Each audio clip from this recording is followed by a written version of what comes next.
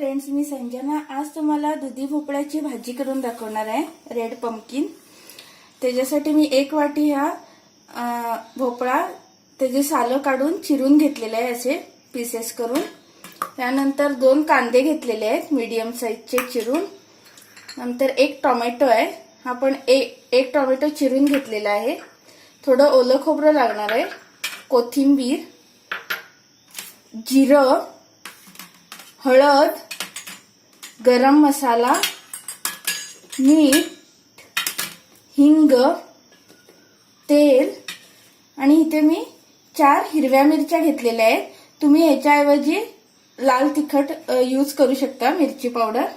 आता आपण करायला सुरुवात करूया। इथे मी एक पातेलं ठेवलंय आणि त्याच्यामध्ये 2 टेबलस्पून ऑइल घातले।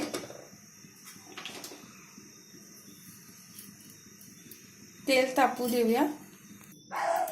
इथे मी पाव टीस्पून जिरं घालते, पाव टीस्पून हिंग। आता मी इथे 2 कांदे चिरून घेतलेले आहेत ते घालते।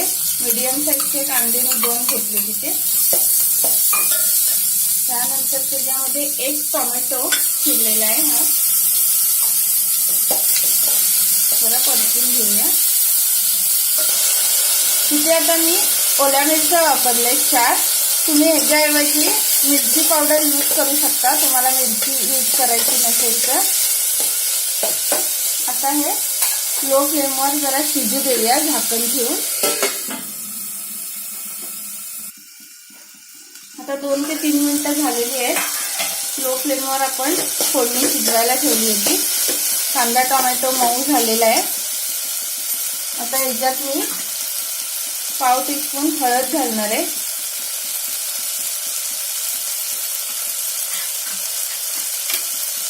आणि आता हे भोपळ्याचे पीसेस घालणार आहे।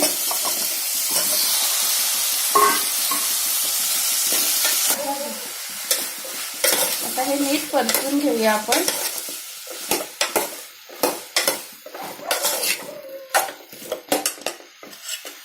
त्याच्यामध्ये पाव टीस्पून किंवा हाफ टीस्पून तुम्हाला जसं आवडतं तसं गरम मसाला घालायचा, ते पण नीट परतून घेऊया।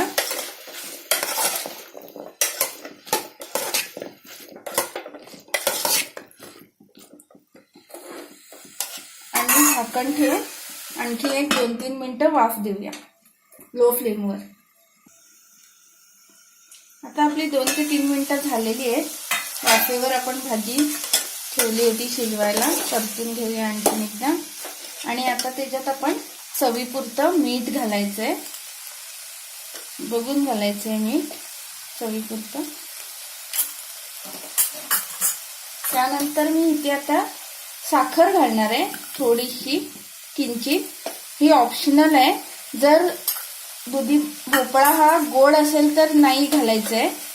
मी इथे थोडीशी घालते। व्यवस्थित मिक्स करून घेऊया।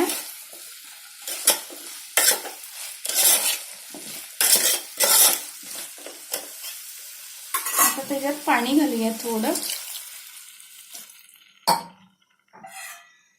आणि झाकण ठेवून आता मीडियम फ्लेमवर भोपळा शिजू देऊया। आपण ओपन करून बघूया भाजी शिजलेली आहे का।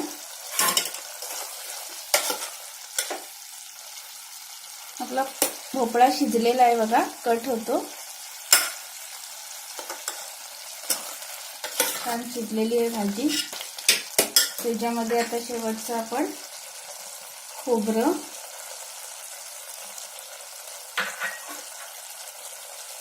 आणि कोथिंबीर घालूया,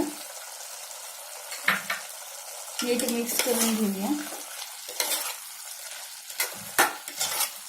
आणि फ्लेम ऑफ करूया।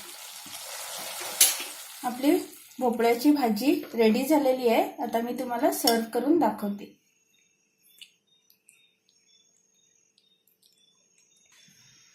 फ्रेंड्स, आपली भोपळ्याची भाजी रेडी झालेली आहे गरमागरम। तुम्ही अशी करून बघा, एकदम सिंपल आणि इझी रेसिपी आहे। नक्की ट्राय करा आणि नक्की जर तुम्हाला आवडलं तर लाईक करा, शेअर करा, कमेंट करा आणि जे नवीन पाहणारे आहेत त्यांनी सबस्क्राईब करायला विसरू नका.